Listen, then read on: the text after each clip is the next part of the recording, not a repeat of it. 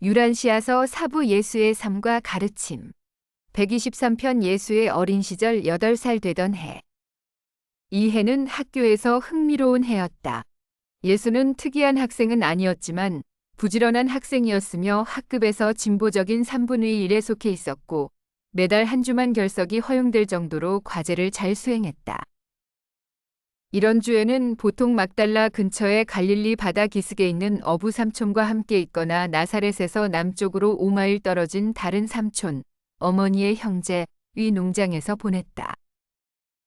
예수의 어머니는 예수의 건강과 안전에 대해 지나치게 염려했지만 점차 집을 떠난 여행에 대해 마음을 놓게 되었다.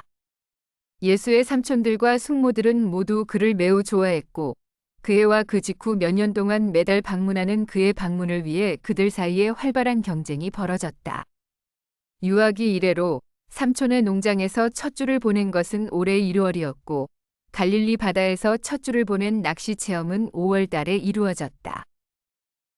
이 무렵 예수는 다메섹에서 온 수학 선생을 만나 새로운 수학을 배우면서 몇 년 동안 수학에 많은 시간을 보냈다. 그는 숫자, 거리, 비율에 대한 예리한 감각을 키웠다. 예수는 동생 야고보를 매우 좋아했고 이해 말에 이르러서는 그에게 알파벳을 가르치기 시작했다. 이 해에 예수는 유제품 팔아서 하프 수업을 받기로 했다. 그는 음악적인 모든 것을 유별나게 좋아했다. 나중에 그는 젊은 동료들에게 성악에 대한 관심을 고취시키기 위해 많은 일을 했다. 11살이 되었을 때 그는 숙련된 하프 연주자였으며 뛰어난 해석과 유능한 즉흥 연주로 가족과 친구들을 즐겁게 해주었다. 예수는 학교에서 남들이 부러워할 만한 발전을 거듭했지만 부모나 교사에게 모든 것이 순조롭게만 진행된 것은 아니었다. 그는 과학과 종교, 특히 지리와 천문학에 관한 난처한 질문을 계속했다. 특히 팔레스타인에 건기와 우기가 있는 이유를 알고 싶어 했다. 나사렛과 요르단 계곡의 기온이 큰 차이를 보이는 것에 대한 설명을 반복해서 물었다. 그는 지성적이지만 당혹스러운 질문을 멈추지 않았다. 그의 셋째 형제 시몬은 서기 2년 4월 14일 금요일 저녁에 태어났다. 2월에 예루살렘 랍비 아카데미의 교사 중 한 사람인 나호르는 예루살렘 근처 사가랴의 집에서 비슷한 임무를 수행하던 중 예수를 관찰하기 위해 나사렛에 왔다. 그는 요한의 아버지의 권유로 나사렛에 왔다.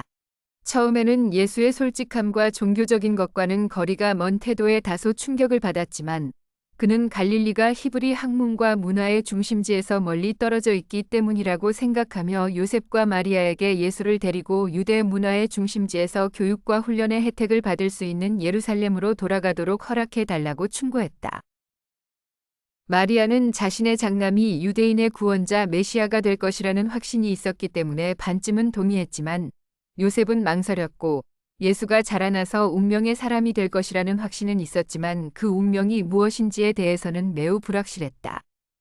하지만 그는 아들이 지상에서 위대한 사명을 완수할 것이라는 사실을 의심하지 않았다. 그는 나호르의 조언에 대해 더 많이 생각할수록 예루살렘에 머무르는 것이 현명한지 의문을 품었다. 요셉과 마리아 사이의 이러한 의견 차이 때문에 나호르는 이 모든 문제를 예수 앞에 내놓을 수 있도록 허락해 달라고 요청했다. 예수는 주의 깊게 듣고 요셉과 마리아, 그리고 자신이 가장 좋아하는 놀이 친구였던 이웃 석공 야곱과 이야기를 나눈 다음 이틀 후 부모와 조언자들 사이에 그러한 의견 차이가 있고 그러한 결정에 대한 책임을 질 능력이 없다고 느꼈기 때문에 전체 상황을 고려하여 마침내 하늘에 계신 내 아버지와 이야기하기로 결정했다. 그리고 그 대답에 대해 완벽하게 확신하지는 못했지만 그는 오히려 아버지와 어머니와 함께 집에 남아 있어야 한다고 느꼈다. 나를 너무 사랑하는 그들은 내 몸을 보고 내 마음을 관찰할 수 있지만 나를 진정으로 알 수 없는 낯선 사람들보다 나를 위해 더 많은 것을 해주고 나를 더 안전하게 인도할 수 있을 것입니다. 사람들은 모두 놀라워했고 나호는 예루살렘으로 돌아갔다. 그리고 예수가 다시 집을 떠난다는 주제가 다시 거론되기까지는 몇 년이 걸렸다. 123편이 연대기 기원전 4년 8월 요셉과 마리아는 욥바로 떠났다.